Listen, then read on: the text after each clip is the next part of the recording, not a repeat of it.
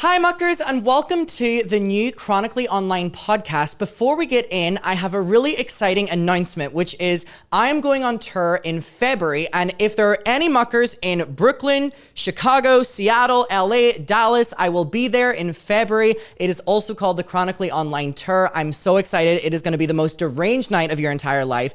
Tickets are available down below. I will see you all hopefully in February. Again, that is Brooklyn, Chicago, Seattle, LA, and Dallas. I hope you enjoy the podcast. And again, they both have same names, Chronically Online Podcast and the Chronically Online Tour. I'm super excited. So hopefully see you in February. Tickets are available down below. Hi muckers, welcome back to my YouTube channel and welcome back to the Chronically Online Podcast. I'm really excited because obviously I have all these different guests and a lot of them have to do with the industry in which I film in.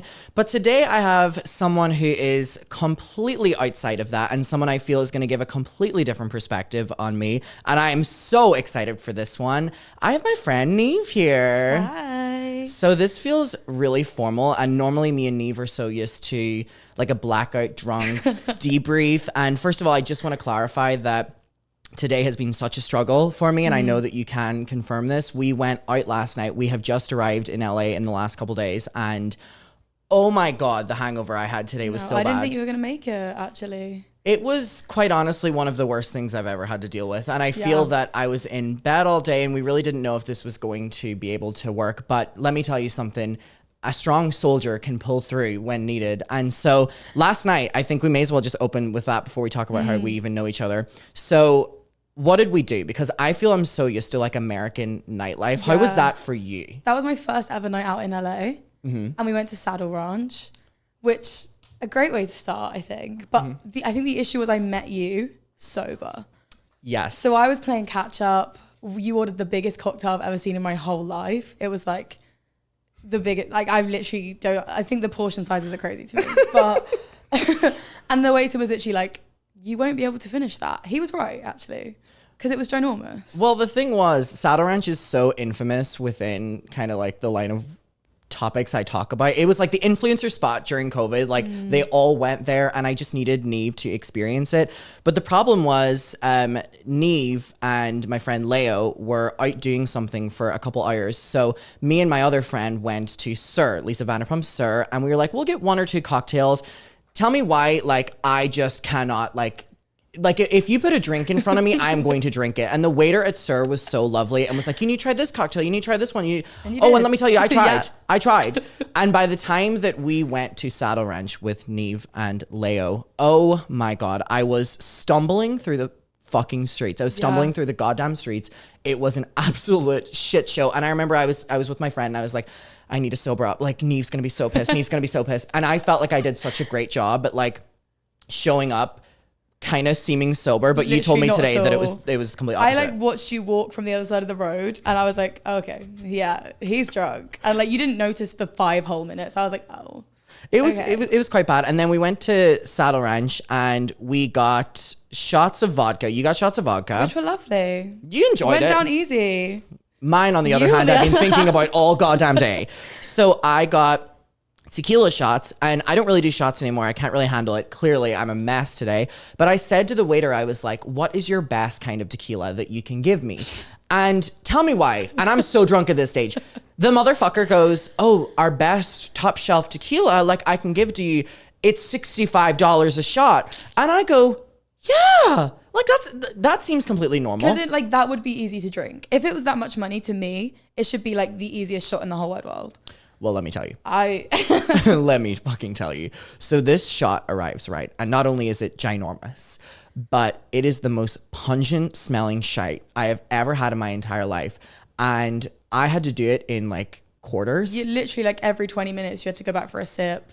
And even that was... And let me tell you something. That ruined the night for me. And we were sitting at Saddle Ranch and we had ordered the fucking cotton candy explosion. Like it's this huge cocktail with cotton candy. We ordered one of them. By the way, I was so drunk I tried to order fucking 2 of them. And he literally was like, no.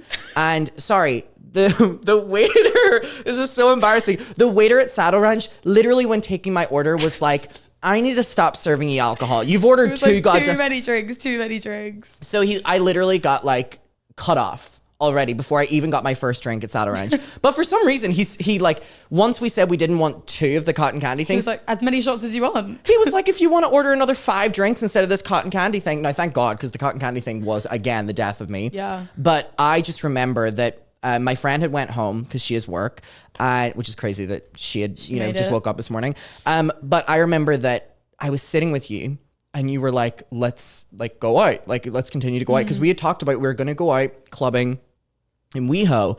And I remember just looking at you. And I don't know what I looked like, but I just remember it was a fucking blur. No. And I was like, Neve, I need to lock in. But where did you go? I went to the damn pink wall.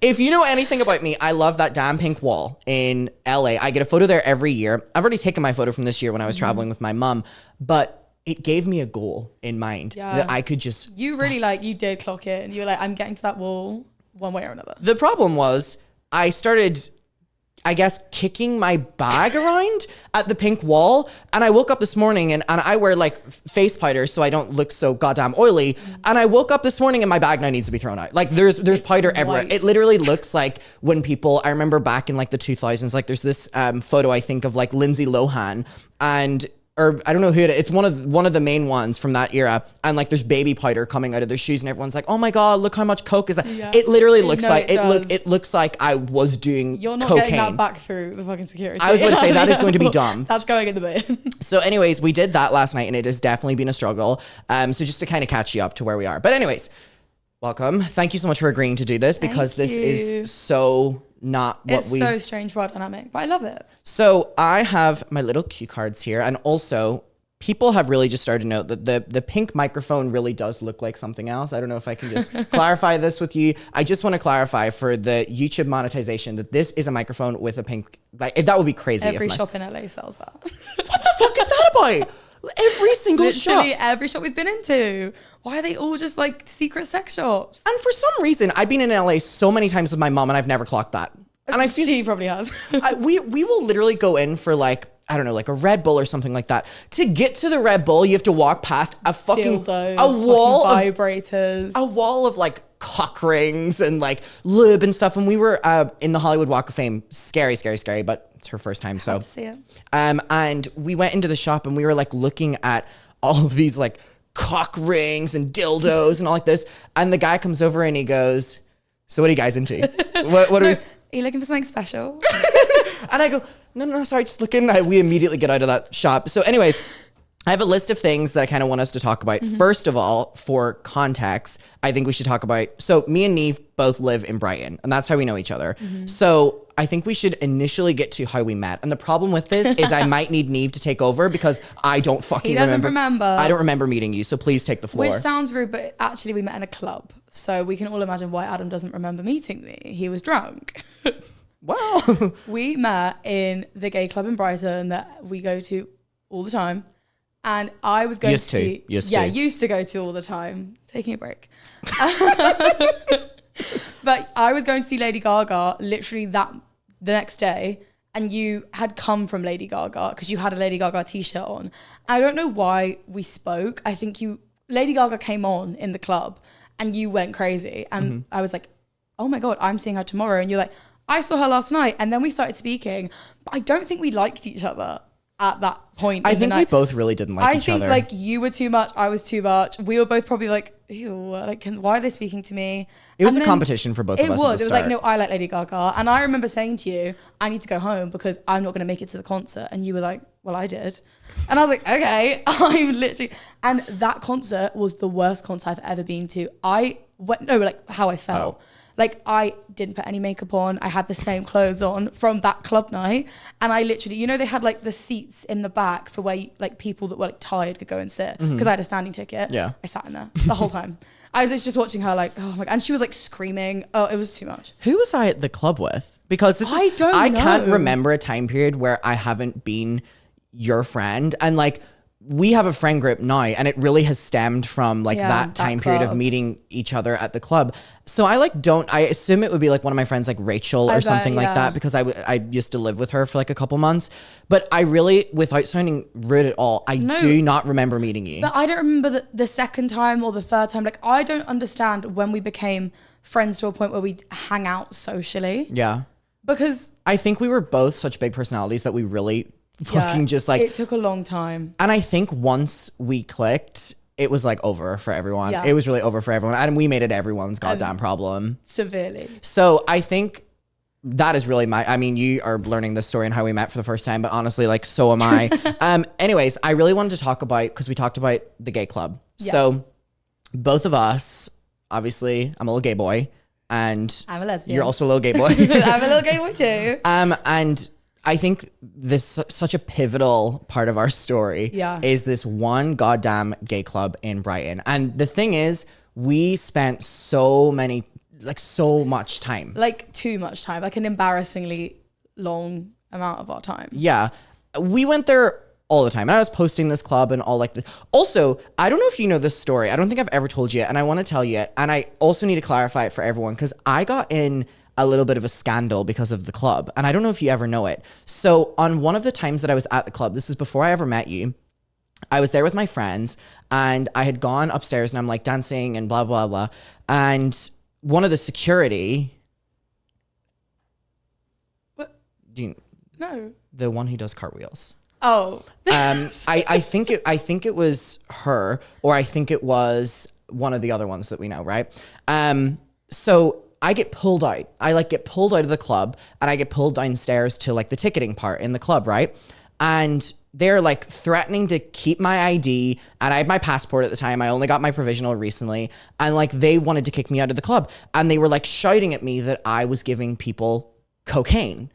And I was like, what? I didn't. Like, I don't know, like me having like, no, like I didn't. And so I didn't know what the goddamn hell was happening. And they pulled up someone's photo, because they like scan your face when you go into these clubs. And I'm like, that's not fucking me. That's not rude. And they thought that this was me, right? And I don't know how or why or what happened. And the only way that I was able to get my passport back, because they thought I had stolen it, was that I immediately in my mind was like, let me show them my YouTube. Because do you know who I am? No, everyone took it that way. I was like, they are threatening. Literally, they have my passport and they're refusing to give it back to me. They do not believe that I am Adam McIntyre, the person. And so I was like, the best thing for me to do is prove to them that like on my social medias, and I showed them my Facebook first, and they were like, you can fake that. Yeah. So I was like, okay, how much more proof do you need than a goddamn YouTube? Let me show you my Instagram. That would be like committing to the bit. And so anyways, in this stressed out state of I'm going to lose my passport, and I was going to Paris the next morning, I want to clarify. Always. I'm like, no. Like, this is my name on YouTube. And like, these are videos. And I clicked on it and I was like, this is me or whatever. And they didn't goddamn believe it. They didn't believe it, right? So where does my mind go? I'm like, so I type my name into Google, and I'm like, every Google image on here is of me. And that was whenever they believed me. Oh and they God. apologized to me and gave me back my passport. And I was allowed to go back in the club. And my friend Rachel upstairs is like, where the hell are you? Where have you been? And so anyways, I tweeted out at that time. I was like, I can't believe this happened. And the only way for me to get out of it, I think I tweeted, was like to show my YouTube or to show Google Images or something. Oh, I got ripped apart online. I got ripped apart online with people being like, you think you're all that? Okay. You think that you're playing this card? And by the way, I like didn't really have like that big of a YouTube. It was like 2022 or something like that. Wow. Still to this day, people will bring up, remember when he uses influencer privileges? I'm like, if you think I would use influencer privileges in the first place, but also use it in this fucking gay club. I was going to say, like, that's the worst place you could ever use it. Use it somewhere good at least. So anyways, I had never told you that story, but this gay club is such an integral part of our communal shaped us. Lore. Yeah. And the thing is, we both don't like it anymore. Yeah. But also because you age out of it. Yeah. It's such a like core place to go when you're like 18, 19. Yeah. And then you're like, hang on a minute. Well, it's a Tuesday. I have work tomorrow. What am I doing? The problem is, and we've kind of talked about this before, but like this concept of like going out as you get older. And now, by the time this comes out, I'm going to be 22 and you're 22 right now, right? Yeah. I cannot hack clubbing that often anymore. And this club is very much so like you become a regular and you whatever. And that worked for so long. And my issue with this club, I can't wait to go back and literally our faces are up. And like, hey guys! It's clips from this damn podcast and we're not allowed back in again. The problem is with this club, if you become a regular, you get rewarded. You get like little sneaky fun things, and you get like to chat to the But that is not drugs, by the way. That literally sounded like drugs. A free drink, but they're not allowed to admit that you get a free drink, or like a free entry one day. Yeah, like they'll be like, you can be a +1 if you like come in quickly. Yeah. Don't tell the manager. And so we had many years of like having this like regular privilege. Treated like a princess in there, saying hello to everyone. And because we would go so often, we would like become friends with the people that work there. And like still to this day, shout out ex-girlfriend, like we are best drag queen in Brighton. Yes. You know, it was great when it was great. But what I noticed, and again, they are going to be so pissed at me saying this, and I genuinely will probably never be allowed back in this club. That's okay. I don't want to go. The thing that really bothers me is it felt like the older I got, the worse kind of experiences I would have would be there. And it seemed like, and I think this applies to every club, well, most of them, I think they cater towards a younger audience. Yeah. And I think the more freshers, you know, like people coming to like college for the first time, I think the more that happened, we were kind of being like pushed. And not that we needed like any treatment or anything like that. It literally boiled down to at a certain stage, the people that used to be so nice to us, we would find out were literally talking shit about us. Or if we were on why are you here again, to like the other co-workers, I was like, okay, I'm actually paying you. But even deeper than that, like there are people that, you know, still work there that like I literally have confirmation of them like talking the most amount of shit and just being like catty towards like me, you, everyone. And by the way, this does not just extend to us. Like it literally is just like people that became a regular there. And it turned into this thing now where it's really unfortunate because in Brighton, there's really not that many gay clubs. There's literally 2. It really caters towards straight people. And it's really unfortunate that I believed I find like a safe space really in these like gay clubs. And then the more I was in it, it became unsafe. And it just felt catty. And by unsafe, I mean in terms of like, I felt uncomfortable there, and it ended up turning into like, no, I don't want to go here because I know this person's talking shit and this person's talking shit and this person's talking shit. And it just like, it turned into and like snowballed into this thing. And anytime I go back to the club now, I feel like so different. And again, this may sound stupid to people because like, why do you care so much about a club? But like when the entire city is so centered around straight people and straight experiences, I've had a lot of experiences. I know you've talked about this as well in other clubs and in Brighton where it's been really unsafe or spiked or attacks. Our friends have been attacked at clubs. Exactly. They've been attacked even outside. at like queer events. People, like our friends have been attacked at them. Yeah. So like to find a space where you think is so welcoming. Also, we met every single one of our friends in that club. Yeah. So like it had such a amazing start, and you're like, oh my God, this is the space I want to spend. Like no wonder we were there every day, because I was like, we were getting to know each other. It was so exciting to like go out and dance and like have fun. We'd go to like the beach afterwards. Like it was just such a nice environment. And then for it to like to find out that people that are there are also like talking bad about you. It's like, oh. And again, I think just ultimately, like, I feel like this can come across to anyone listening as so like, whoa, stop going clubbing. But it really was such a safe space for gay people, and it still is. And you know, like, not to take away from the club, because again, this is literally just my personal experience, because like people have great experiences there, and I've been there recently and I've had lovely times, and I've had good experiences. But I think as well, like, it's kind of important to also talk about like aging in the gay community. Like 22 and we're literally 22, but like you do feel a sense of like, the younger you are, the better. And like a lot of places really do just cater towards that like 18-year-old market. And then the other side of that, the other gay club is catered towards older gay people. Yeah, so this is what I wanted to talk about. So again, there's not that many gay clubs in Brighton whatsoever. And the other one is catered towards older gay men. And to be fair, I've had some really fun times in there. I was going to say, I've never had a problem in there, but I'm not a man. Well, what I will say is in that other one, I have been spiked, and I've also been groped many times in that one, like the older male one. In the other one? Yeah, like that's the one. But all of my friends that I've gone with that are gay men have had problems in the other one. Yeah, there's just really not a lot of good experiences like clubbing and stuff for gay people in the considered queer city, which is unfortunate. And again, I just kind of want to preface this that like it becomes a safe space for a community. And whenever you kind of feel not comfortable in that space anymore, it's not great. But what's great about this is throughout our years of clubbing and in these spaces, you know, we always talked about the fact that everything is so catered towards gay men. Yeah. Whether they're young or whether they're old as fucking hell. It's specifically for gay men. Yeah. Like there's no, that is the target market. I want you to address what ended up happening through going through all of that and realizing how like male dominated it was and like what you did with that, because I think it was so fucking dope and it's still going on and getting bigger and bigger and bigger. And I'm so fucking goddamn proud of you.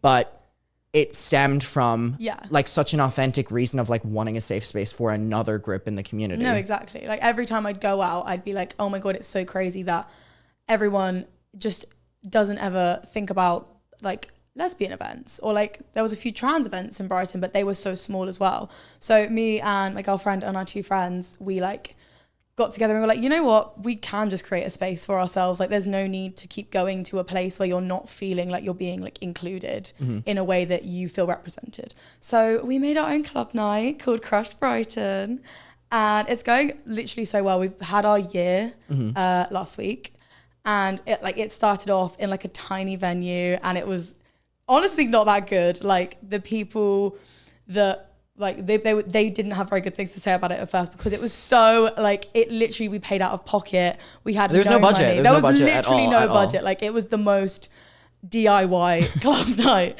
in the whole world. But I was like, no, I could see this going somewhere. So we tried so hard, and we've just signed a contract to a brand new venue that is inclusive and it's accessible. And we sold out on our last show. And the accessible thing is such a big thing. And there is no accessible venues in Brighton. It's really crazy to me how venues can be non-accessible. And I think it's such a great thing as well that like, you now have that as well. Exactly. And there's so like specifically queer venues. We were like getting in contact with so many people, and the one thing they were like, we're not accessible. And I thought it's just like the queer community and the like disabled community actually have such a big crossover, and they deserve to party too. Also, you're only a year into this and you already have a venue which is accessible. So you just had the Chapel Roan themed. They're really fun themes, which I love. You did a Chapel Roan theme in the new venue, and it was just really great. And so I wanted to bring this up because I think it's so like contextual with us talking about like having queer experiences in different places, and specifically literally speaking from a lesbian point of view, which is something I can't literally comment on. I don't know that experience, even though people do like to say that I do look like a lesbian, but I'll take it as a compliment. Thank you. It just comes from a place of like passion and wanting that experience, and the overwhelming response has just been insane. And I also do want to clarify as well that like, while this is so lesbian centered, like there are gay men, there are queer people that go to, you know what I mean? Like it's not, I do just want people to also know that like, it's not like a strictly lesbian space. Obviously, first and foremost, it's for lesbians, because like there's basically no events in Brighton for lesbians, but we also work really closely with the trans community. Loads of the girls that we like book, we have 2 resident girls who are amazing, both trans girls, and like they have also said we've created a space for them to come and feel completely safe and completely accepted. And it's just so nice to see that there's people in the queer community that haven't had like a fun night out to go to in such a long time. Yeah. And it's so rewarding to like constantly be told that was so much fun. Like I can't wait to come to the next one. But obviously like we say any allies welcome. My dad comes. And he did not leave. He stayed. Not leave. He missed 3 buses. I had to be like, Dad, you have to go home. And my mum was like, oh, Neve, like I can't get him to leave. I looked over, he was on the podium dancing to 212. My favorite thing about your parents is I think your parents specifically told me so many times, goodbye, and hugged me. And then I would go up around my night and I'm talking to Neve and I look over Neve's shoulder and I'm like, He's Neve, your dad's over there dancing. Genuinely, they said goodbye to me 4 times, and I literally was like, and also because I was getting drunk too, and I was like, oh, okay, parents are back in the room, like clock back in, Neve. Like it was so not clock back. No, I was literally like, oh my god, I'm so stressed. Not that it was bad, but they did not leave. They had such a fun time, and they do not drink and they do not go out. So it's really a club for everyone. I was about to say as well, what's really great about this as well, to like round it up, is it has allowed me like once a month to go clubbing, and it's kind of like put like a limit on how much I feel that I go clubbing, which like is so great. So thank you for that. Wait, and I'm like, I'm not going out, I'm not getting drunk, like I've got Crush next week. So it's so true. Instagram is what for it? Crush.btn. Love.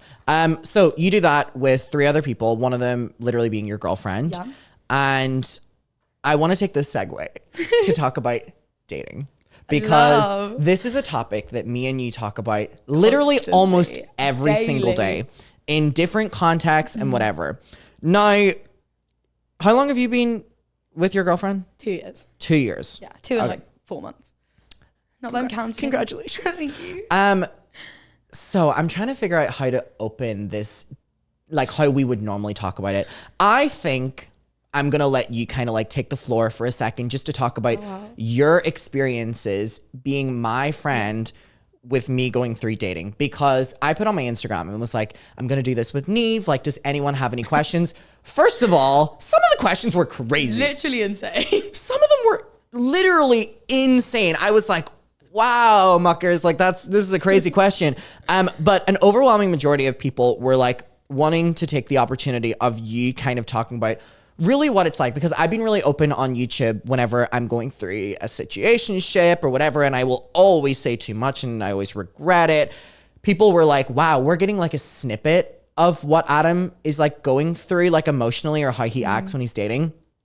I just, from a friend's point of view who deals with it the most, like it's either you or my mother gets it the most, right? And there'll be some times where my mom's like, go to Neve's house. Like, I'm sick. So please just kind of, what is it like being Adam McIntyre's friend when Adam McIntyre is dating someone? Hell. Oh God. It's not hell.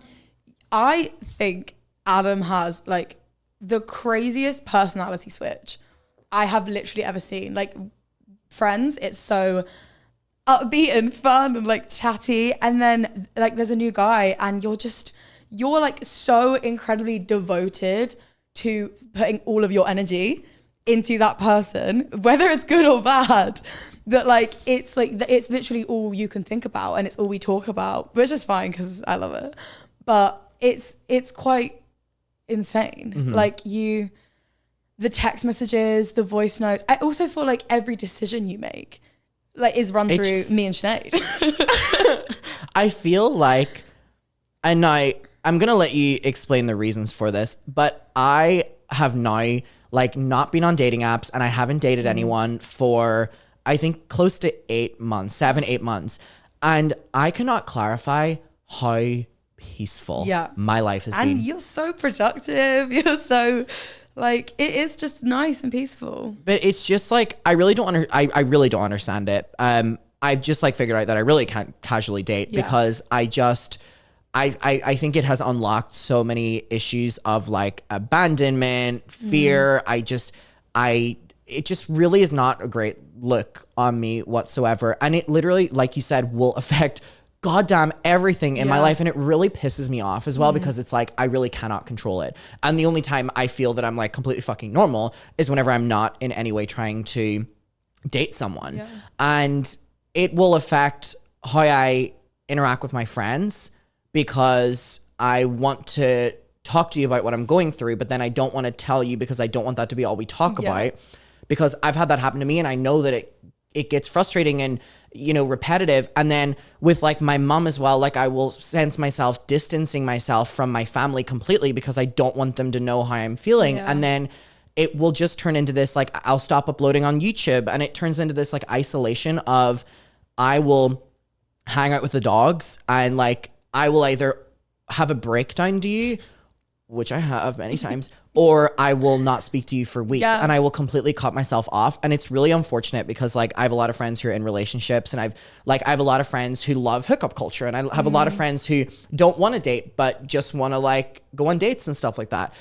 And I'm just like, wow, I really, at this time period of my life, don't think I can do that. And so I think to kind of give context to people, and I have allowed Neve to do this. While this is so goddamn embarrassing for me, I have allowed her to just expose things that have happened within this context to kind of give you a little bit of making sense. Now, the only reason I'm doing this, because this is so goddamn embarrassing, is because so many people wanted to know. And I feel that you will not get a more accurate portrayal of me than from Neve when it comes to this. So I'm going to let you take the floor with some standout moments as to things that have led to the decision that Adam McIntyre maybe has to be alone for the rest of his life. Yeah, there is two. And we always talk about these two specific events that like were just so monumental, if you will. Yeah. Paris. No! Adam. This goddamn story. Adam called me one day and was like, I've just booked to go to Paris with the person that he was seeing at the time. Not even. It was literally not even.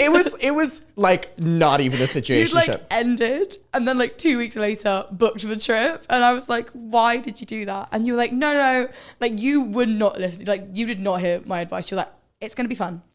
You kept saying it's gonna be so funny, and I literally was like, definitely not, but okay. I went, this is going to be so great for the plot, Neve. You were like, it's going to be so hilarious. I was like, first of all, who are you telling? Like, me? I'm not finding it funny.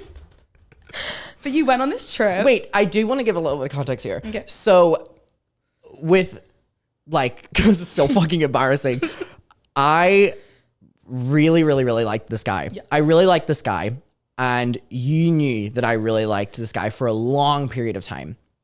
And oh God, this story is so fucking brutal. And you know what's the worst thing? Whenever I'm like out of it, I'm like retelling the story and I'm like, what the fuck were you thinking? No, because what were you thinking? So I was really, really, really, I really like this guy. And I can't even say we were going on dates. You literally weren't. I mean, you were just hanging out the house with the dog. Yeah, he spare the details. He would literally like, and it happened right before I moved back to Brighton. And for a little bit of context, like I was loosely seeing someone in Manchester, again, very loose. We had agreed to be exclusive and we were seeing each other like very often and stuff, but it was like a very short-lived thing. And so anyways, I had traveled Japan, and in Japan, I had started speaking to this one from Brighton, and then ultimately I had moved back to Brighton. The decision was not in any way because of that. Like it was already set in stone. And we started talking because I was moving back to Brighton. And it was him that reached out to me first. Yeah. And I remember exactly where I was. But this was such a big thing to me because I had always really liked him, but I had always respected distance because he had always been dating someone that I would have known. And it ended up turning into a thing that like really like I think the day that I moved to Brighton, I lived in an Airbnb for a week, and like he came over that night, and like we were hanging out like literally in my like it's so fucking lame, and I like retell the story now and I'm like, oh my God, we were literally just hanging out in my house, and like that you came to my cafe once. We did come to your cafe once. And it would literally just be that. And again, I feel like I could count the amount of times we hung out under 10, right? And to be fair as well, like this was not just a one-sided reciprocated thing. No, definitely not. But it definitely was something that like, I mean, I think of this now and I'm like, oh my God, how many times did we have conversations about like him not wanting a relationship and stuff? But again, because I was getting what I deemed as mixed signals, like I just couldn't you were like, no, realize it. Going. So that's the context of this person. So again, to give full credit and respect to him, because again, once I'm like out of everything now, like I am normal, like we both just had a weird dynamic. And like I really don't wish anything about like him like now and stuff like that. Like literally if I was to see him out and about now, I would literally say hi, which is a big thing. He was just existing. You were the crazy one on the trip. I was the crazy one in that. And ultimately it just turned into that I just had to like block and be like, all right, I'm done. And you know, there was nothing ever I'm actually not gonna dive into that, but I'm not gonna dive into that story because I don't want to put anyone on blast. But there were things here and there, and so anyways, the Paris thing. I mean, yeah. So you literally on the train up to Paris called me and was like, "Is this a mistake? You were literally just on the Eurostar. Like you're probably an hour away. Hadn't even got there yet." And I was like, "Well, yeah, but you're doing it now." And then you got to Paris, stayed in the most gorgeous, like, suite. The thing about Paris as well is I had said to him, and I genuinely believed this and I seriously believed this, that I was going on this trip and bringing him and paying for everything, which I'm like, I'm a dumb fuck. Like, I fucking deserve this. I brought him on the trip, and like, you can believe or not believe me on this, but I genuinely just wanted to hang out. And you can believe me on that. I do believe that. But I just wanted the trip to be hanging out. Yeah. I was doing a lot of filming for YouTube at that time. And I was like, I would really like him to be the one doing it because I really like hanging out with him. And like, we'd had a conversation that this wasn't going to be romantic and stuff like that. And I was completely, that was fine to me. So I do also want to clarify that the reason for the trip was literally me wanting to hang out. And I said to you, I brought him on the trip, which obviously still doesn't make any sense. I was like, for the sake of, I want to see if I can be friends with him. Yeah. Because I really did like his personality at that time. So that is the context as well. Like, I was not really going into this in that sense of a delusional state. I also don't have many male friends. And I really did think that it was going to turn into a friendship. And then ultimately, like, I just couldn't be friends with this person. And I feel like that happens to people. So yeah, I'll let you take over, Paris. You realised that, I think, quite soon into the trip, that it was like fucking 10 minutes into the fucking fucking journey. You weren't ever going to be friends. And then also you had 3 days with each other. And so you faced no one suffered as much as me on that trip. Me. And you were both in the room together. And obviously I was being so nice to him because I wouldn't not be. And you were like, yeah, this is our room. It's so nice. And he was like, it's so cool. I'm like so excited to be here. And then you were like, okay, just stay there. I'm just going to go show Neve the balcony. And I know exactly like, what you're gonna shut the door. And the minute you shut the door, you were literally like, what the fuck am I doing? You're like, Neve, I literally can't stand it. I can't be here. Like, we're not gonna be friends. Why am I here? Like, you went crazy. And then he like opened the door and was like, you okay? And you like switched, you're like, oh my god, I'm fine. Yeah. And like, oh my god, the door closed again. I went, Neve, I need to go home. I need to go home. Should I just fly him home? Like, should we just go home right now? And I was like, yes. Like, I don't know. Tell me why. 2 seconds later, you're out for a drink. Well, I was there, and it was the worst trip of my entire life. Like, I realized so much about myself on this trip. And I think that trip was a breaking point. And I was like, time out. Like, I don't want to even attempt to date people anymore. Yeah. Also, I'm going to tell you to do this with your hair because you will kill me if you don't. Just so like, much. Come on, do a little, look up. Oh, you got it, huh? Thank you. She'd be really pissed if I didn't tell her No, that. I would actually. Sorry, last night at the Pink Wall, Adam was so drunk and he kept trying to like ruffle my hair in like a sexy way. I'm not joking. The pictures this morning, first of all, blurry.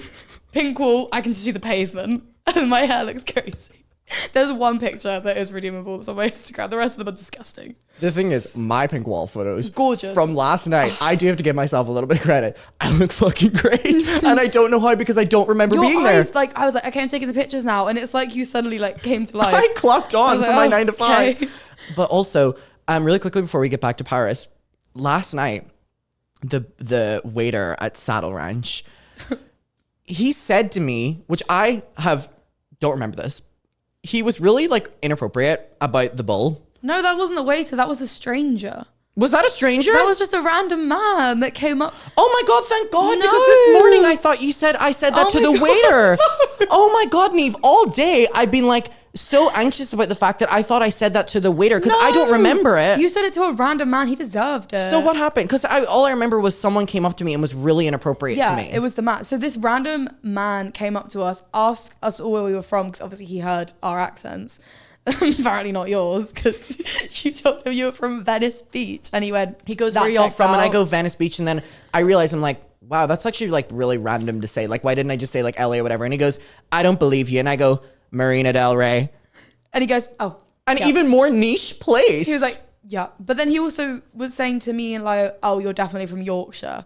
And I was like, you clearly don't know anything about English accents, so stop talking. So, Okay, now I'm really happy that this wasn't the goddamn waiter. Just a random Thank man. God. But he saw you, and when you said you were from LA, he went, oh, then I'll be sitting down whether you want me to or not. And like tried to sit on the last chair that we had on our table. He didn't make it to the chair. You like stopped him. I remember that. Yeah, you were like, and he just sort of stood there. But he said to you, if he gets on the bull and lasts longer than 2 seconds, you have to massage any part of him that hurts afterwards. Which, ew. That's literally gross. Just wait for what I said. You turned it. And I'm like, now that I know this wasn't to like a waiter, because I knew, I said to my friend this morning, I was like, there is no goddamn way, no matter how drunk I am, that I would ever be rude to a wait staff, even if they were really inappropriate to me. Was just and all I thought was like, why would the waiter be saying something really inappropriate he was to me? sober, that'd be crazy. But the thing was as well, I went into the bathroom right before this, what I haven't told you. And the reason that I was like super pissy about the waiter, like not to the waiter, but like to you, was because this person that came over to us, like put his arm around me at the bar, right? And whenever I looked around, I thought it was the waiter. And so in my mind, I now think that the waiter was touching me inappropriately at the bar and then was asking me to massage him. Now I do want to clarify that I never said anything to the waiter, and I was lovely, and I tipped 30%. Yeah, I was like, even in my drunkest state, and that bill was expensive. Crazy. So like it was not anything to do with him. So he said what, and I said what? He said, when I fall off the bull, you have to massage any part of me that hurts afterwards. And was like alluding to more than just his shoulders. And you turned to him and you went, I would rather kill myself and then kill you straight after. Which doesn't even make sense. You should be killing him and then killing yourself. And he literally went, oh. And we were all just like, we didn't laugh. We literally sat there like, and then he walked away. You went, I went, yeah. Oh my God, that's really crazy. Yeah. But also like, don't be gross. Oh my God, I'm so glad that wasn't the waiter. Just a random. He was like, yeah, my friends are here with me, and you went, I don't see them. Wow, I was really in a mood last night. Yeah. Wow, crazy. Anyways, back to Paris. So I regretted it and was calling you, and I never wanted to be rude to him. No. Like I never was on the trip. But I just remember like near having a breakdown to you. And again, it was this breaking moment of, I was like, wow. I was like, I'm done. I was like, I'm done. But anyways, what else was your perception of that trip? Because we don't talk about this often off camera, by the way, because it is such a bad moment for me. You were just still trying so hard to make out.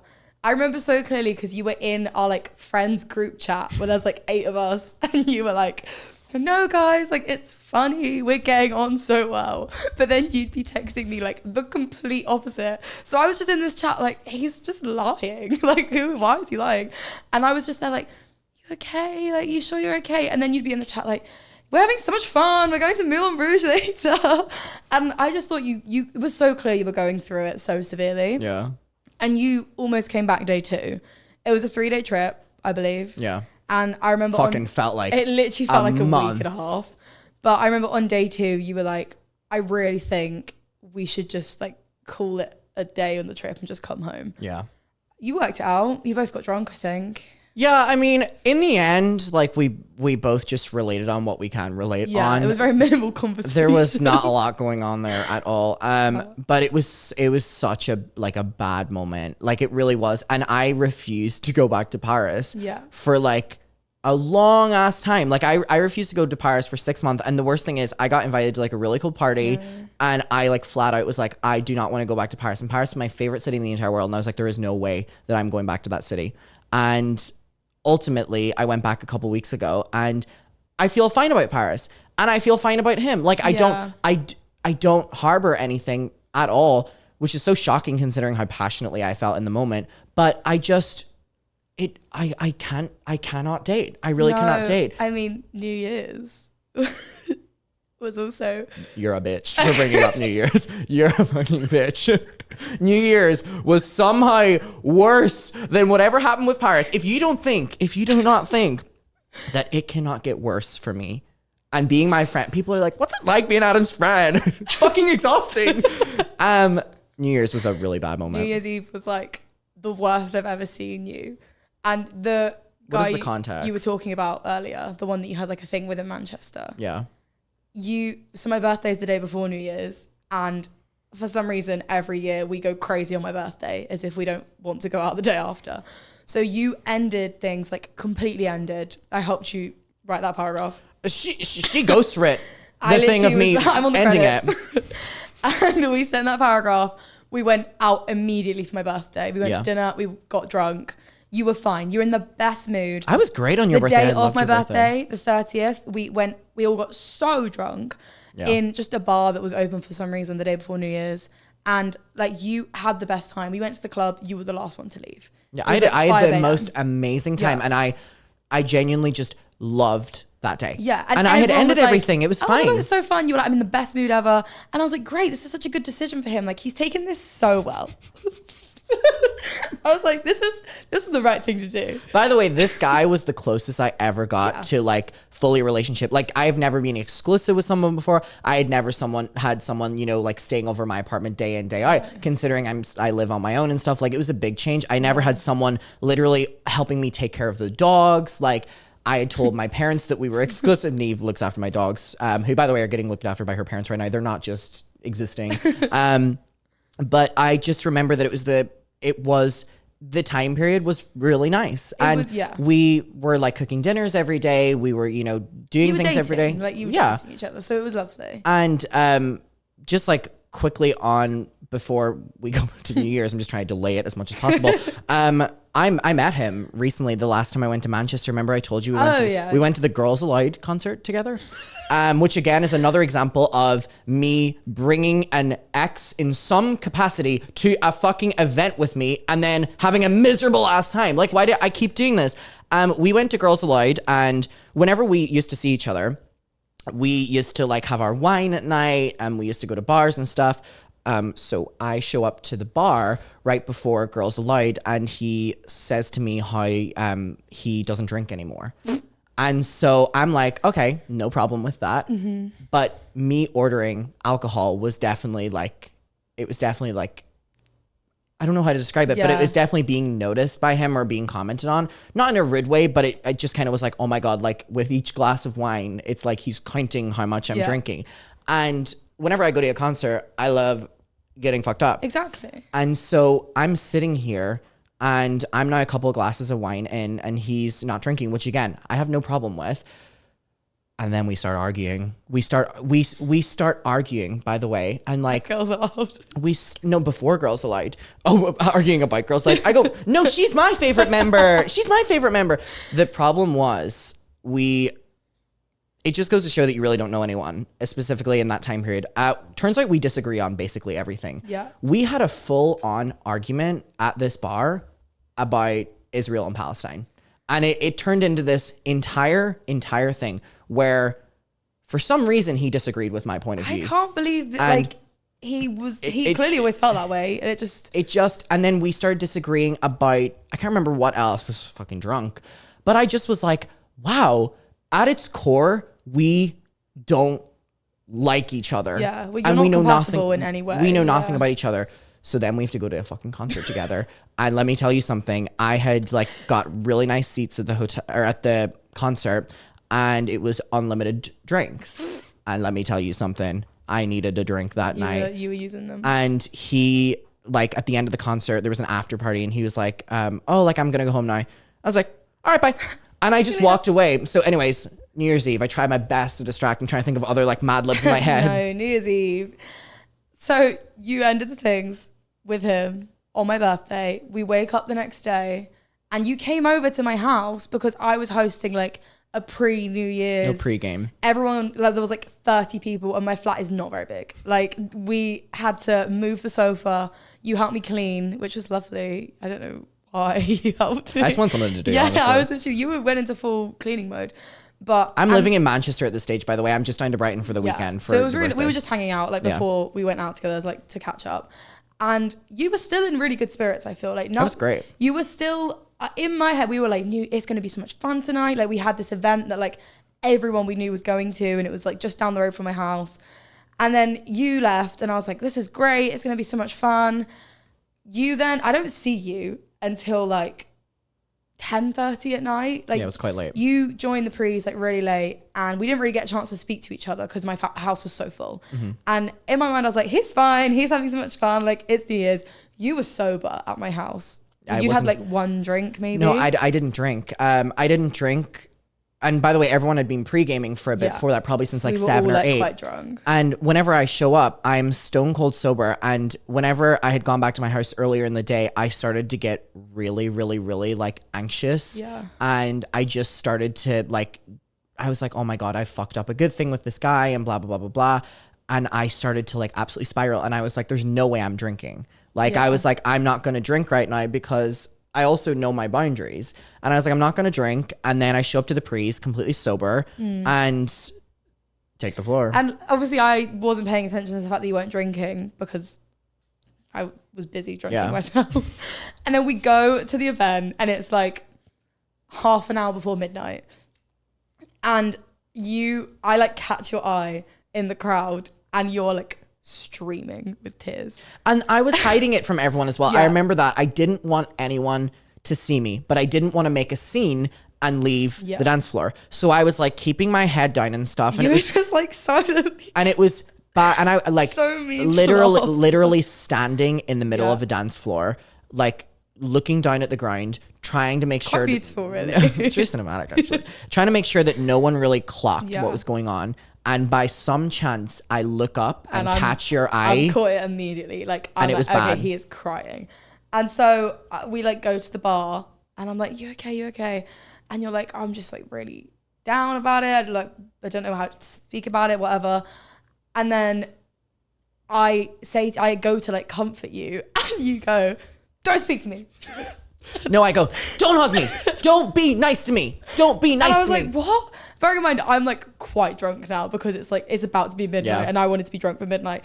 And I was like, what? And you were like, don't be nice to me. I can't deal with you being nice to me. Just ignore me. And I was like, okay. And so like the rest of the night, and also like it was about to be midnight. So we went back into the dance floor. Midnight happened. Obviously, The reason for the meltdown was because this is valid. I think I would be very upset in your case too. Thank you. The guy was supposed to come to Brighton with me. And when I sent the text messages ending everything, the text message also sent, I don't want you to come to Brighton. And there were a lot of reasons for that we'll not get into. But it was very important that I ended it at the time period. It was not going great, and it was not going to be great for me in the long run. So when I'm in the dance floor, a lot of my friends had dates. If not everyone. I genuinely think or if they didn't have dates, they'd like find it was someone. people that like live with each other, so they were going to give each other a New Year's kiss to Yeah. be like, oh my God, Happy New Year. And I think I had built up the fact that I was so excited for my Brighton friends to meet someone because Yeah. you know what my history is like with dating. I was so excited something had gone right. And I was like, I'll have this moment, everyone can meet. And Have so a New Year's kiss, it which really- is like a huge thing. it really highlighted that I was there alone. Yeah. And literally all my friends wanted to be at the front, which is fine because of the dancers and stuff. And they also all had some sort of date and or person that they were embracing with. And in that state of like really stressed out and anxious, I literally felt like so isolated, and it was none of you guys' fault. But when that countdown happened, it felt with every 10, 9, there was more goddamn tears coming down, and I didn't want anyone to clock it. And it was just then I was like, and then everyone found out and everyone was being super nice to me, and I was like, this is making it 10 times fucking worse. I was like, I need to go home immediately. You kept being like, it's fine. Don't ask me. I'm fine. I'm fine. And then obviously everyone was coming to me like, is Adam fine? At this point, Neve's like, he's I so can't fine. see. Like, I know Adam's not fine because we've had that conversation. Can I verbalize that? No. Everyone's like, what's Neve wrong goes, with him? And I'm like, so sad. Like, I cannot get a word out. I keep going up to you and being like, and you keep saying, don't hug me. And I'm there like, that's fine. Well, let's just dance with each other. You're not having it. But tell me why you stayed for such a long time. Did I? You left at like... Well, the thing was, I wasn't being mean to anyone. I wasn't being No. bad to anyone. I wasn't taking away from anyone's night. And I can confirm that because I was basically sober. And you didn't really like speak to anyone but me about anything. What was going on? And I was so drunk that I was having a great time regardless. I'm happy for you, babe. Thank you. And I really didn't take away from anyone's night except for Neve's at a part. But she barely fucking realized anyway. So I felt like I didn't need to go home. Yeah. And also being alone probably would have felt worse. Like if you just gone home to your like flat with no one. Yeah. So New Year's Eve was definitely a big one. And then I remember the next day, I was supposed to stay in Brighton for like a week. And I show up at the cafe that Neve works at open at what fucking time? 7 o'clock in the morning. So I'm like fragile. I'm so hungover. Bearing in mind, I started this job like 2 days before this. So I was... Oh my God, yeah, you did. I didn't know. Because you were like, Adam, like my boss saw you in that state. I was so like, I didn't... Because obviously now everyone just comes into my cafe and like we just chat as I make coffees. It's so fine. But on the first day, I was like, I don't know if he's gonna like let me have my friends in here. I don't know how, and I literally put the signs out on my second day of work. Adam walks through the door, still like crying or like haggard. Yeah, I hadn't slept. I cried all night. Awful, and that was so apparent that you weren't in a good state. And my boss was sat on one of the tables like by the door and like looked at you and was like, "Who's this?" I was like, just my friend. There's a customer in really early. No, he's like, "Wow, eager." And you were just like, you couldn't because it was our other friend's birthday and there was a party coming up. Yeah. And I was like, I can't make it. I was like, if I stay any longer, like people's perception of me is going to start changing. Yeah. And if there's anything that I will stay consistent on when I'm going through something like this, I will try my best to hide it from fucking everyone except for you and my mom. Yeah. And it was at a stage where I was like, I can't hide this anymore. Like I was like, I honestly, without sounding dramatic, I feel like I was having a full-fledged mental breakdown. Yeah. I feel like I've had, like, I think I've only had one, and like really bad one. Like I've had like little episodes, but New Year's Eve meltdown was quite honestly one of the lowest parts of my entire life. Like I was not there. I completely agree. And I've never seen you so like empty looking. It was just so sad to be like, he's not doing well. And you came to my flat. Did I? Before you left. I don't know if you want to admit this. What? In the same outfit that you were. No. But it's such a funny part of the story. Oh my God. Evil. Leave. Oh God. So on New Year's Eve, I wore the best suit ever. Okay. Oh, it was this a suit. is why you had to come back, because you looked amazing. I had worn this suit that I had bought and I was so excited for it. The pink suit, right? Yeah, the pink so suit. fuck, because we did a pink theme. Exactly. Everyone wore pink. We looked amazing. And didn't feel it. I wore this suit and I didn't get any photos on New Year's Eve because I was such a fucking breakdown. And I remember I tried to take a picture on your disposable camera and you went, no. And I still haven't given her the disposables. He will not let me get them printed. Because I will, the camera from New Year's Eve still has 3 photos left, and Neve is one of these goddamn photos because they're from her birthday as well.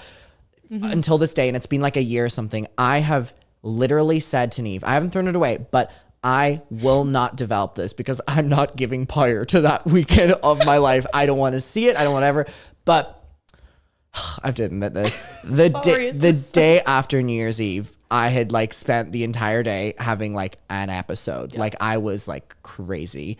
I put on my New Year's Eve outfit and I put on all my jewelry that I wore on New Year's Eve, and I show up at Neve's house. No, sorry. I show up at Neve's house in a tracksuit. Yeah. With my outfit in a bag. In a carry and bag. Neve goes, "What's happening?" And I go, "It's New Year's Eve and you're taking photos of me."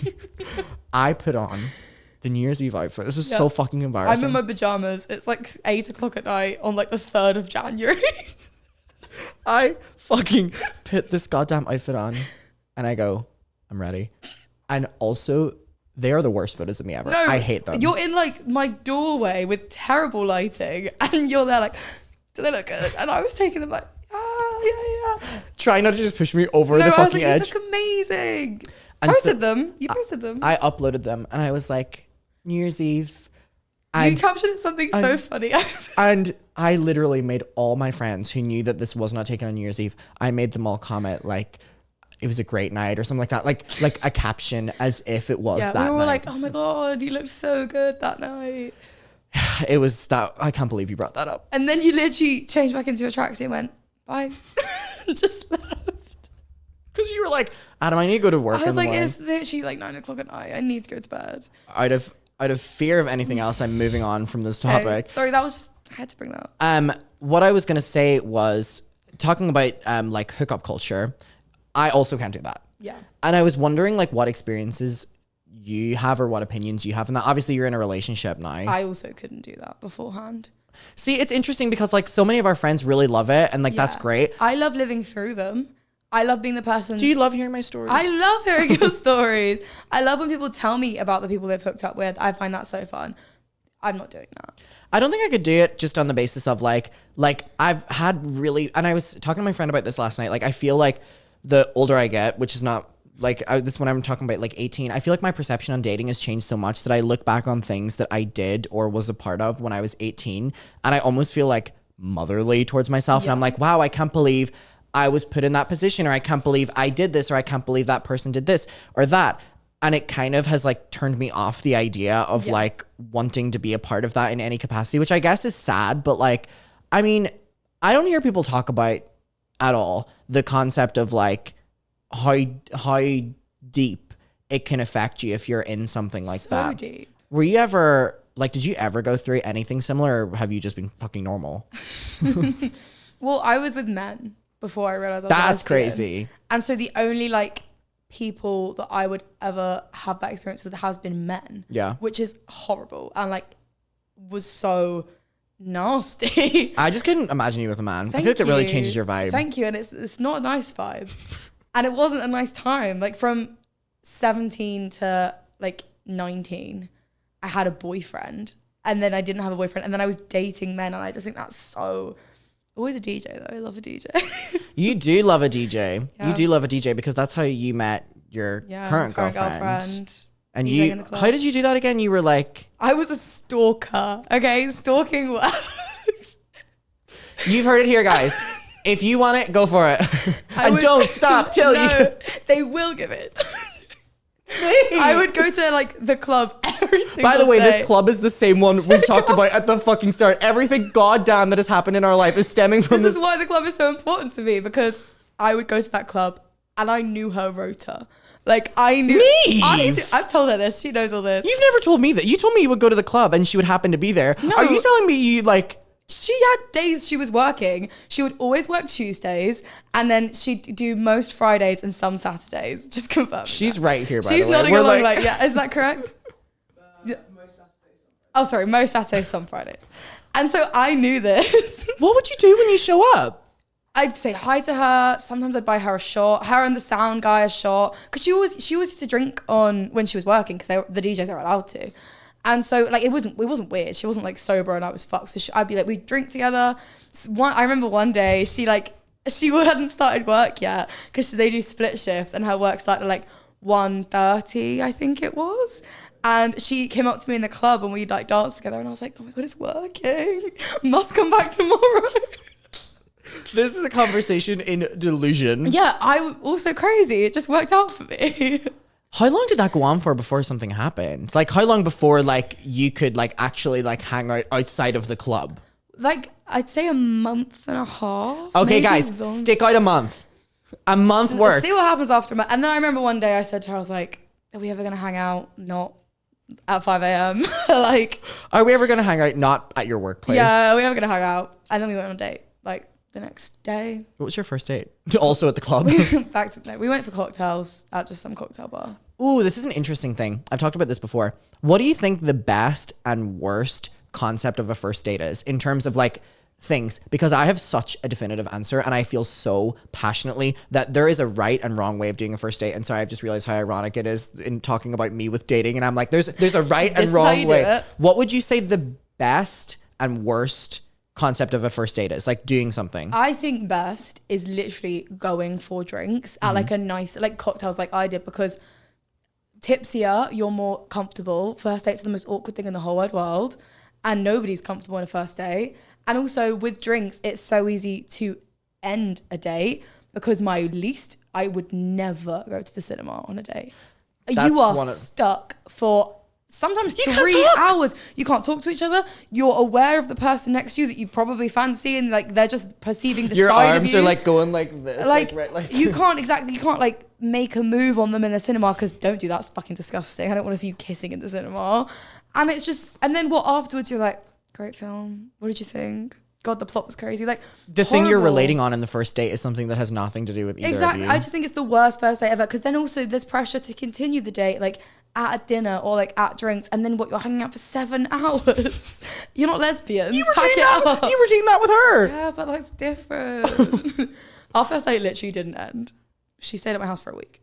That's so lesbian though. I was about to say lesbians move like people. I've always want to be careful whenever I do this because people are like you're stereotyping, but I'm like I can stereotype. Lesbians literally go home. but like gay men are opposite. Yeah. Gay men are like, all right, I want to see you, and then tomorrow I'm gonna see your friend. No, genuinely, they're like, do you have his number? I lost his contact. I've literally been in that. I have been on my, sorry, before I say that, my worst date was probably one of my first in Brighton. And I've told this story before. I showed up to the date and the guy looked nothing like his photos. Like there was like a resemblance in a way. Like I wasn't being Face like, up for. I wasn't being like a charm level 5. Like I wasn't necessarily being like catfish in the sense that like, this is not this person. Like there was like an essence of the person in the photos, but looked nothing like it. And when I show up to this goddamn date, this is really brittle. And I think on it, I'm like, oh my God, I was 18 as well. Like I was fucking terrified. I show up and we go to the seafront in Brighton. We go to a bar and oh my God. First of all, he's trying to get me so drunk. And it's like 1 p.m. I'm like, please. Ew. He will ask me questions about my life and he would correct me on my answers. What? How? He knew everything about me. Oh so, my God. So much so that he corrected me on my fucking mother's name. I'm sorry, did you get it wrong? No, I didn't. Like, we didn't talk about it. Like, He just said- we were talking about brothers. I remember that. And I said about my brothers. And I went to say my mom and dad's name and I stumbled over what I was talking about. And he was Yeah. like, oh, Sinead. What the fuck? What the That's fuck? Psychotic. He knew everything from like dairy to all this. Ultimately, I figured out that he was a hashtag mucker. He was a mucker. Please don't go on dates with me, guys. Or at least pretend you don't know. It really was, it was so fucking weird and I felt so uncomfortable. And the fact that he was like ordering so many drinks as well, I was like, what is your aim in That's this? actually really scary. And so anyways, that night was the night that I ended up losing my virginity. Not with him. Oh. Which is so crazy that he started the ball rolling. Yeah. So I was so uncomfortable and like I was actually kind of scared because I didn't have any Rightfully friends so. at this time as well. My only person I knew was someone who lived in Portsmouth, which is like an hour outside of Brighton on a train. And it was someone who lived in Ireland who had moved for uni. And we had been like texting during the pandemic and stuff and then just never spoke whenever we both moved. Like we were back home and then he went to uni and I moved out to Brighton. We never spoke. I text him, probably haven't spoken to him in like 6 months. And I don't know, I think I reached out to him because again, I really had no friends. So there was no one I could. And I didn't want my mom to know what was going on. I text this guy, God bless him. And I say, I need you to call me right now and make up an excuse. Instantly calls. Love. Instantly calls and I answer it. And he's like, what's going on? Like blah, blah, blah, blah, blah. And the guy doesn't believe me opposite me. He thinks I'm like staging leaving, which I was. And so I put the phone on speaker and I'm like, hey, like I'm currently like on a date right now. I'm sorry. This is really awkward to put this on you. And he's all to me. He's like, you need to come to Portsmouth like immediately. Like he whatever excuse he did. And I like hung up and I left the date and I messaged him and was like, oh my God, thank you so much. And he was like, do you actually want to like hang out? And I was like, sure. Yeah. And I immediately went home, got ready, got the train to Portsmouth. We hung out on the beach all day. And then we went back to his house. That's and then I so left in the morning and I cute. was like, wow, the person who like was completely not only borderline catfishing me and also literally knew everything about me really started something different for me. Maybe he was supposed to be there. Which in theory is really interesting because that first guy was the only guy that I never like felt crazy with. Cause I was like, oh, you live so far away anyway. That whole hour and a half. So anyway, I would say the best date is, again, I would say some sort of drinks. And by the way, I don't want to say that you have to be drinking for a date No, because like a obviously coffee. I've been on so many coffee dates. No, you're wrong. You're wrong. You're wrong. Why? I hate coffee dates because mainly they'll be during the daytime. I do not want to do a date during the daytime. Really? It makes me so, I hate meeting people during the daytime. You know this. Yeah, I I hate, can barely see you during the day. I hate that literally you're seeing me so much. Actually, you didn't see me during the daytime No, today because I I was saw you fucking in my bed very hungover. briefly. I hate doing things during the daytime in general. That's so weird. Why? I don't like how bright it is. I like the dark light. And so I literally I will refuse to do dates if they're between the hours of specifically like 12 p.m. to like 4 p.m. Like maybe there's a little bit of leverage from like 4 p.m., 5 p.m. on. But I did a date, a coffee date in Brighton like last year or something, and it was at fucking 11 a.m. And I've never been so miserable in my entire life. And I really like too early for a coffee date. I really liked the guy, but I was like, okay, now I have an entire day ahead of me. Like a 2 p.m. coffee date, love. I just don't like during the daytime. If it goes well, you can continue hanging out into the evening. And if it goes awful, you can ditch them and then go out and tell everyone about it. I think the best thing about a date is creating an environment where you can easily leave. I completely agree. And I think ordering a drink is great. Do not go to dinner on a first date because you hate this motherfucker and then they're ordering dessert. And exactly. And then, the bill comes. Oh my God. I hate that. Do you remember the guy that was like really brief? And I went to the dinner date with him and he was really sweet, but I just like Leo remembers. He was, can I have like a feature? Miranda fighting with him. So one of my friends ended up having an argument with him because he would literally follow me fucking everywhere I went.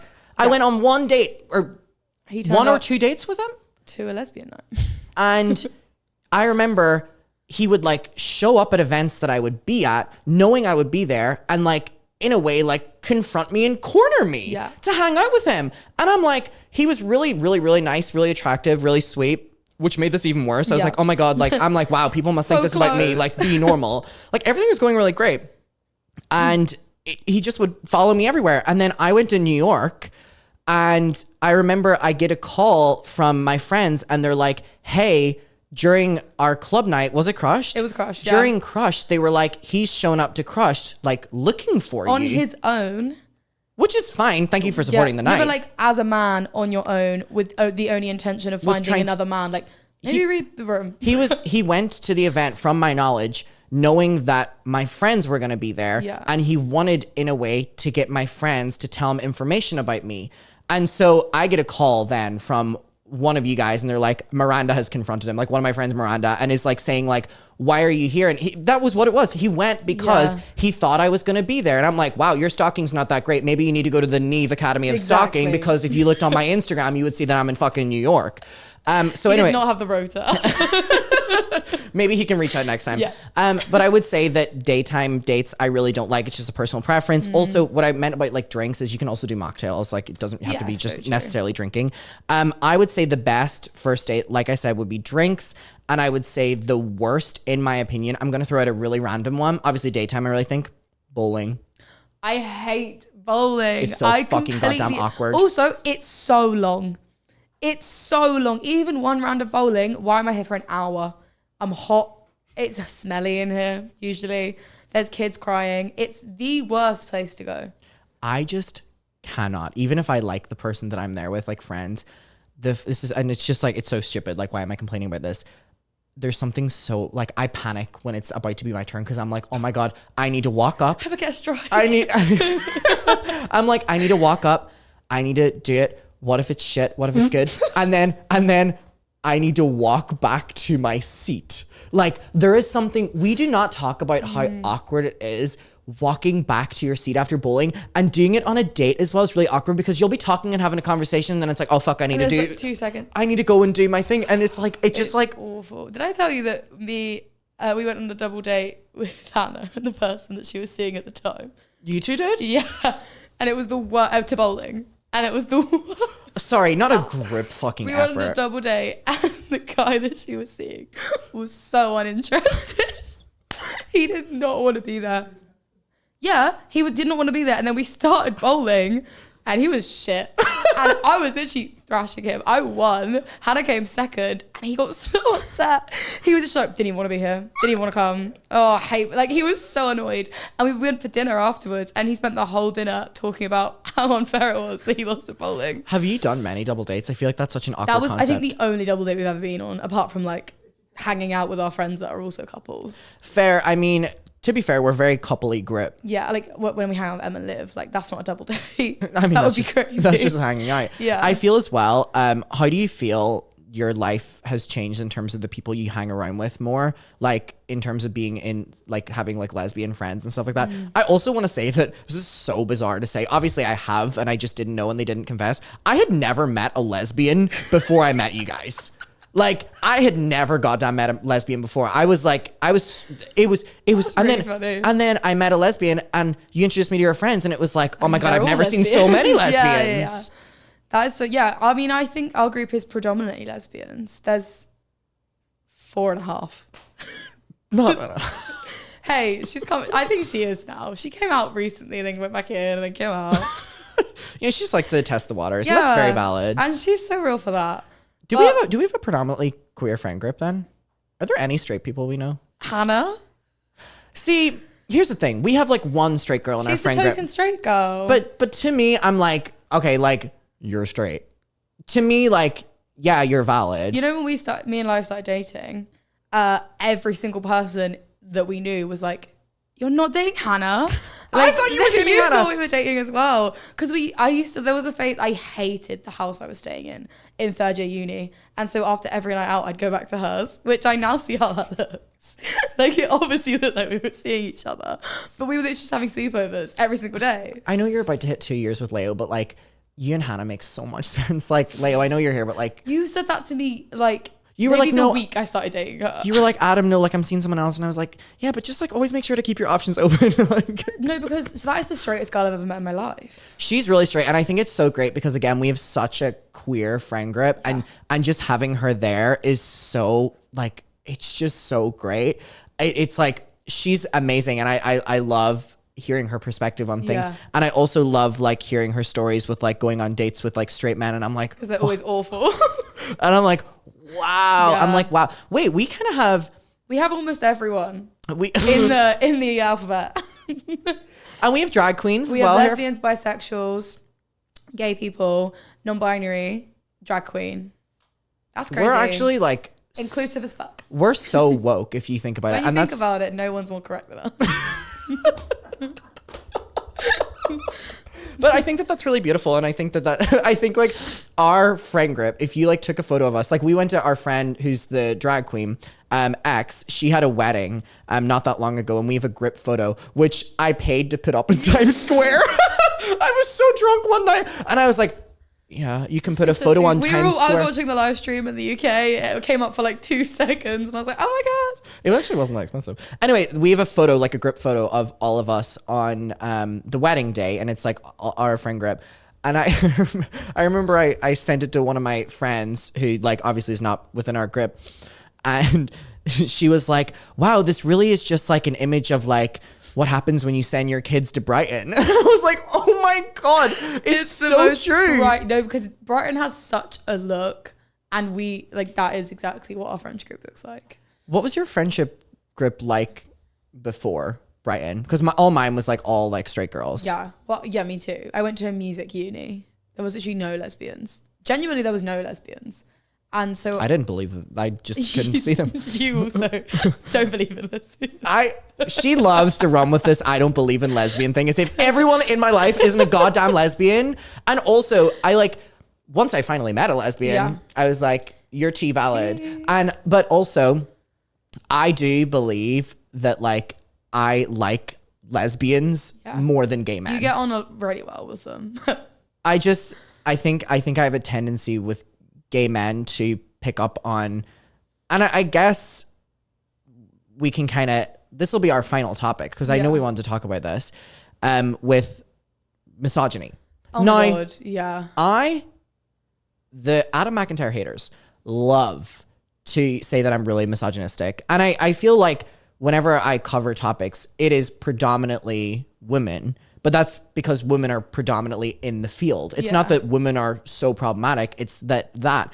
And if you look, I make videos on literally so many male creators as well. And I've actually had drama with more male creators than female. So if a woman's bad, doesn't mean you're misogynistic for saying she's bad.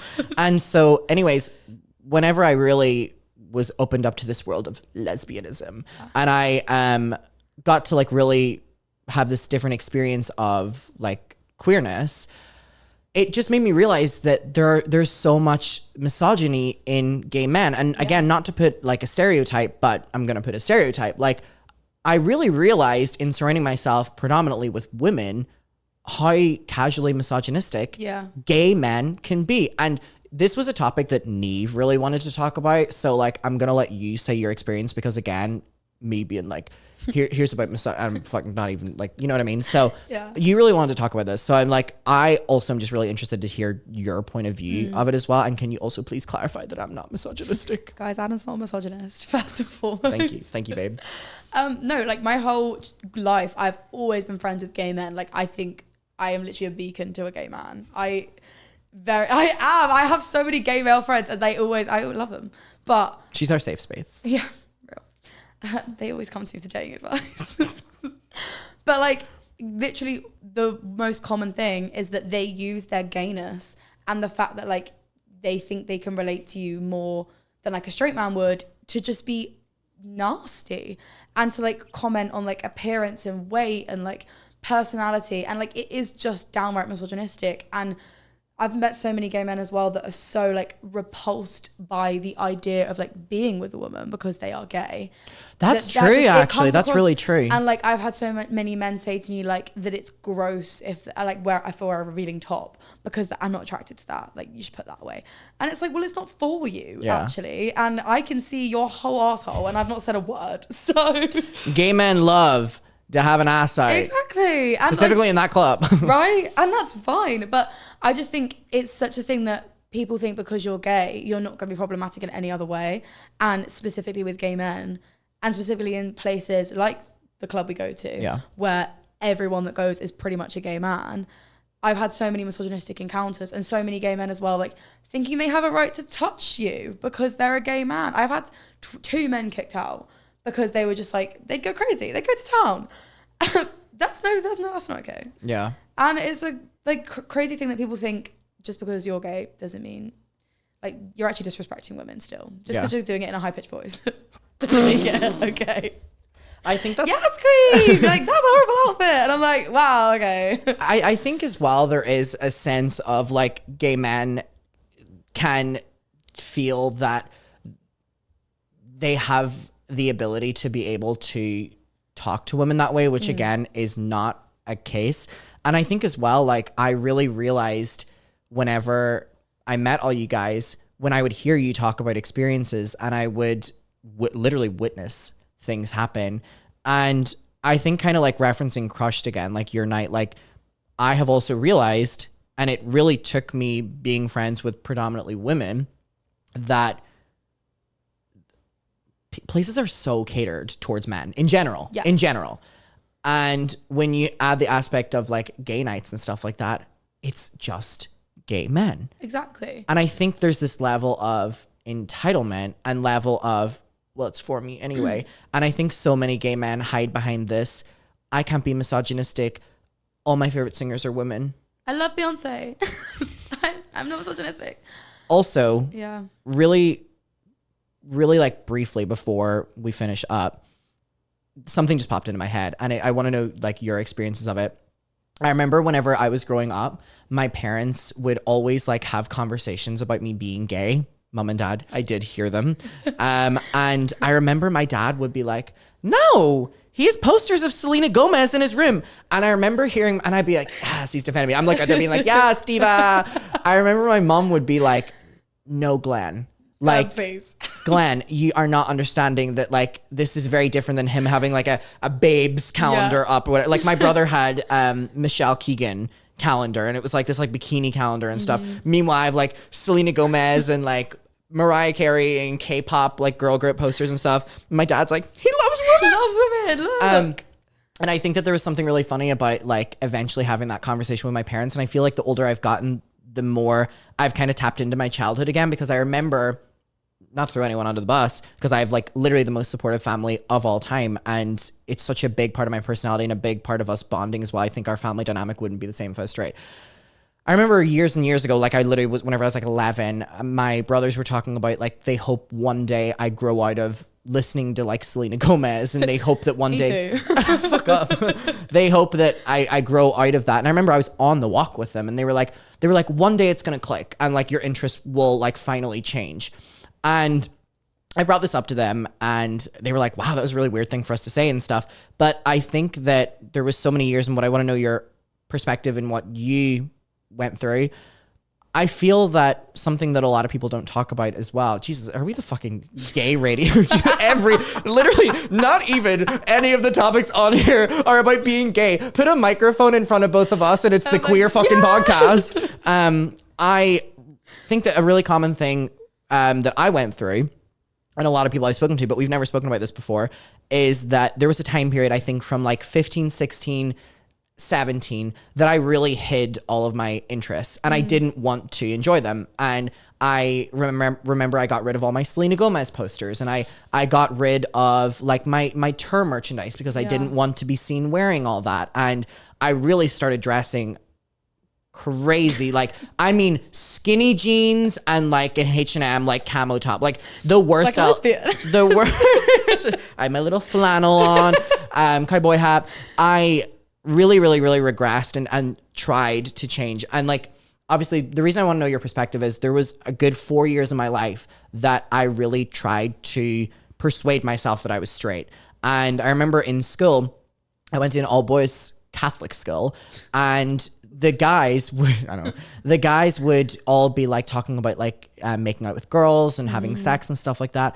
I remember, I've never told you this story, that I was the last one in my class at that time to like openly say a story. And I didn't want to lie because I was hoping that if I got with a girl that I would change. Like I really wanted it because I felt like I was putting too much on my family and I didn't want them to ever have to explain things.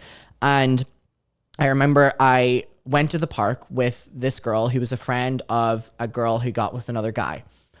And we went to the infamous treehouse.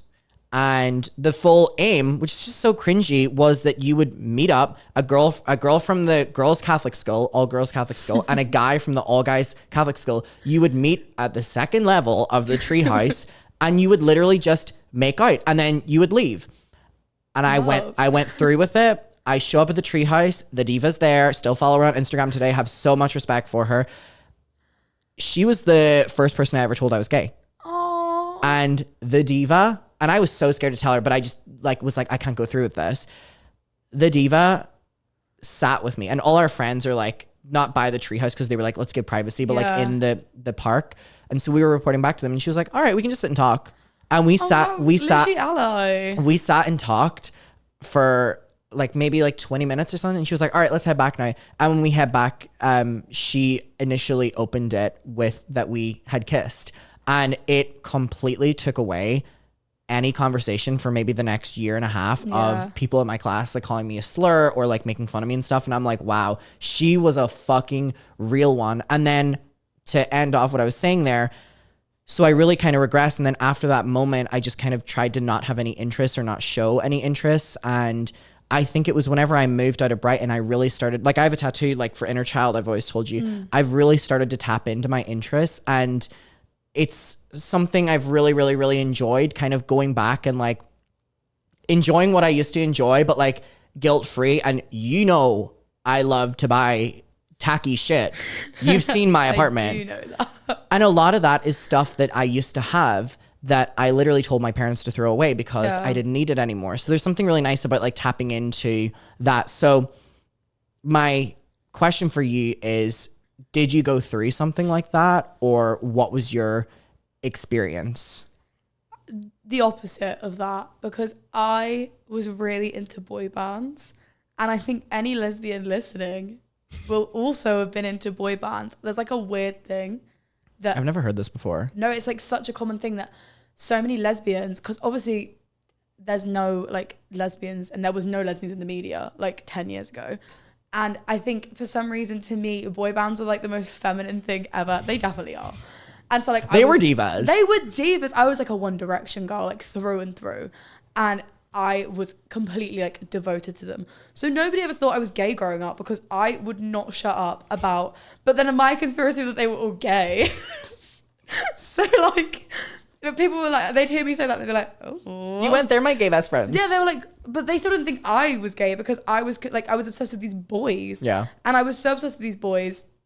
And then I was really like, in school, I had the opposite to you because I made it everyone's problem that I was gay. I was like, I was actually a bit too Keep it out of our schools. No, I was a bit too confident with it. Like, I probably should have been like mildly a bit more bullied because I was so like loud, and which is great. Like, go with me. You were? Yes, I came out as a lesbian. She just missed the you were lied. Oh, fuck off. I'm like, yeah. But like, I came out as a lesbian in school, and then I went back in the closet in college. But in school, oh my God, I was like the head of the gay straight alliance. Why'd you go back in the closet? Because I got a boyfriend. Because I thought, maybe I should give this straight thing a go. Okay. But no, in school, I was actually so loud about it. I loved, like, all the little younger people would come up to me and be like, I'm in the closet. How do I come out? And I was like mothering them. I loved being gay in school. I mean, the people in my school didn't love that I was gay, but I literally didn't. I loved it so much. And I was like, this is so nice that like I've realized this about myself at such a young age. Tell me why at 16, I was like, she was crazy. She like was not, that's not true. Got a boyfriend for 2 years.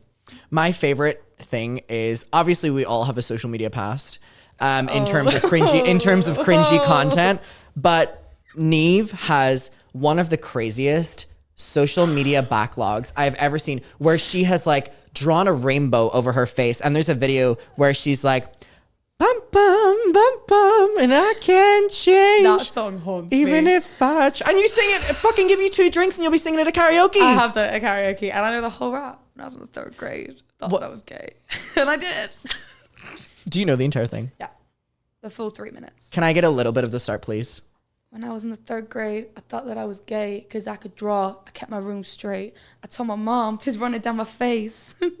That's enough for me. So yeah, in closing, how do you think, when you think back on like inner child, because I love talking to people about this, do you think that there's been anything that has like kind of changed, or you like, how do you feel now based on the fact that you were so open about it back then? Or do you feel like you just like consistently just like matured? Yeah, I think I'm so happy that I was so open about it because like I've got it all out of my system.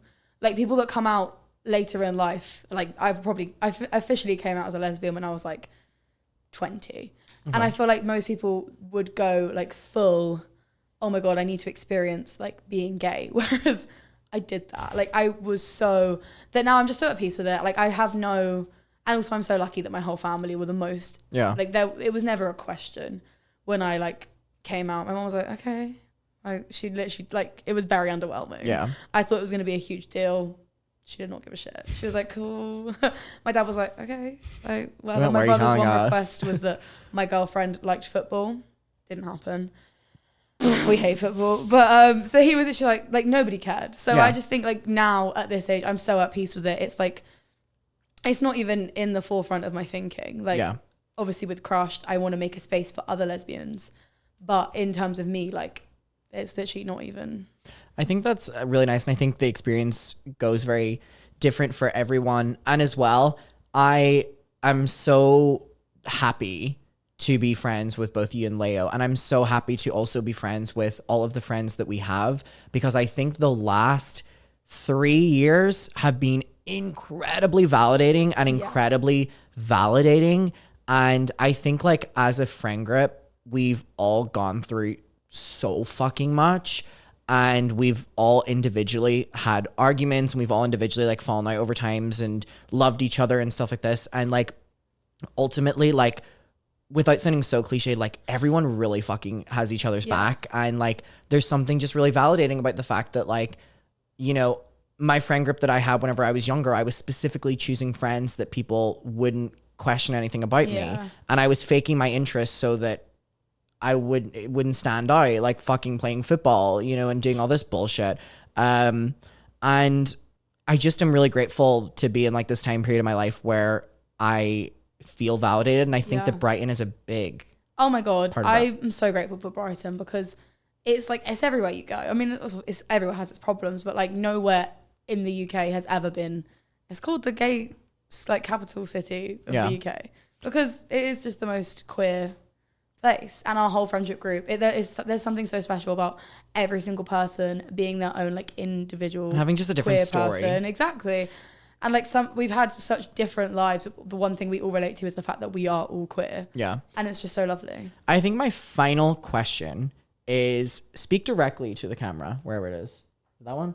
Speak directly to the camera and give a 3-place recommendation for if they go to Brighton. Because I did see people were saying that I want you and Neve because apparently a lot of people love going to Brighton, specifically in summertime. It's a hot spot for tourists. So speak directly to them and tell them 3 places, and Crushed cannot be one because they better be going anyway. Gonna name. Okay. Well, you should go to Crushed first of all. Nightlife or just in general? In general. You're not speaking to me. You're speaking to them. That's a lot of pressure. Okay, my favorite cocktail bar is called Twisted Lemon, and they do happy hour every single day, and the staff are so lovely. You should also go to the beach. I swim in the sea every single day of summer, as much as I can. And so much pressure. I'm like, what does Brighton have? You've got it, babe. You leave the house. I do. I leave the house all the time. What else do you recommend? The lanes are really good. Oh my God, shopping yeah. district. My favorite activity is to walk through. Me and Adam will meet up in the lanes and we'll fuck up a wine. I was about to say, because I very much so don't like doing, remember morning activities, circling back to that, I have to meet Neve at probably like 5 or 6 p.m. I finish work and then I don't usually go home. I just go straight to Adam. And we'll be like, should we go for a coffee? And then Neve will be like, yeah. And we'll arrive and I'll be like, by coffee, by the way, did you mean an entire bottle of rosé? Yeah. I love that. I think if I'm going to give my 3 and Leo. I'd love to hear your 3 actually. Are you able to think of 3 and then quickly, whenever I say this, either jump on the mic or tell Neve what your 3 be? Okay, so my 3 would be, I think, number 1, I think when you really start going to the parks, like there are a lot of really nice parks in Brighton. Dog park. I love that. And I think controversially, I really like the Level. Surprisingly, the Level in Brighton, no one really likes. And I don't really know why, because I really like it. I love that it's such a hub for people. It's also a hub for quite a lot of crime, which is probably why people don't like it. But, you know. Okay, so I was actually doing a list of where not to go. I definitely think as well, like the beach is a great one. But I think the further outside of Brighton city centre you go, the quieter the beach is. And it's just so fucking beautiful. I really, really, really fuck up the Paris House. It is my favorite goddamn bar. I will literally be like, Neve, do you want to go for wine and a charcuterie board? The Paris House in Brighton, they are the most incredible bar ever. I remember I found it because I missed Paris so much. So I was like, I want to find some sort of equivalent. Like I want to find a jazz bar. They do amazing live music. They do incredible charcuterie boards, and the wine is incredible. And also the staff are just so fucking nice. I think the Paris House, the beach, obviously not the Level. We've clarified that. And then I would say, other than that, the third one is hard to think of. I think like I can fuck up on a sunny day at Preston Park Beach or a Preston Park picnic. Yeah. A picnic at Preston Park, it's like a huge park, is really, really, really great. And then I think finally I'm trying to think of like a dinner reservation place kind of. I really love Donatello's. It's an Italian place. It's really not that great, but I really do fucking love it. And it's like the Brighton's version of like a cheap family Italian. But me and Adam, we fuck up a Caesar salad. We go there. You know what I will say though, the last time I went there, I always ask for no anchovies in my Caesar salad because they really fucking make me sick. Tell me why. I was like, wow, this chicken looks really different. I bite into anchovy, run to the bathroom, throw up. They give me a refund, and I was like, please don't give me a refund. Like I just want another Caesar salad without anchovies. And they're like, okay. They sit me down. They bring me out another Caesar salad that has anchovies in it. Okay, that's my ones. Leo, are you gonna say them or are you gonna come on the mic? Come on, diva. Let's hear your 3. Welcome to the stage, Leo. Don't hit the mic. Yeah, I'm gonna say, get in. All right, your 3. Hello, Leo. So I just look at myself. My 3. I was actually thinking of them. There's just not that many. 3 is like a lot of numbers. If you're gonna tell me that you were thinking about them and then you go, I actually don't have any. Yeah, I was thinking of them. Do restaurant? Oh yeah, Pompico. Pompico, yeah. Pompico, that's a Japanese restaurant. No, Japanese restaurant. Yeah. Love the food. Well, I haven't even heard of that near one. the Dome, cash only though. Okay, noted. Yes, noted. And I really like Shuffle. Shuffle Bar, a really great But cocktail the music bar. is really loud, but you can pick the music, and they do really good strawberry margaritas. Mm-hmm. And we know you love a strawberry. I do love a strawberry margarita. We got margaritas yesterday from, what was it called in LA, wherever it was called. No joke, it was bigger than Leo. Like it was bigger than Leo. It was so good. We really fuck up a margarita. And then one last one. I actually only did think of 2. An activity. An activity. What activity do you like to do? What do we do Oh, together? I don't really like to leave the house. I was about to say DJing, I guess. You really like DJing. So obviously they're going to Crush, but if you had to recommend one other night. Oh, Gal Pals. Gal Pals. Yeah, Okay, Gal Pals. All right, well, we will leave it there. Neve and Leo, I love that you're now both on the sofa. Thank you so much, both of you, for coming on. Thank you, everyone, for watching. I really love this because with all the other interviews, there's a level of pressure and trying to get really good questions. And while I had written so many questions here, I've really not done anything except for gay. So I'm so glad that we had a little gay talk show here. So thank you for coming on. Thank you, muckers, for watching. Please like the video. Please subscribe. Please comment down below who else you would like me to talk to. And yeah, I'll see you in my next one. And goodbye.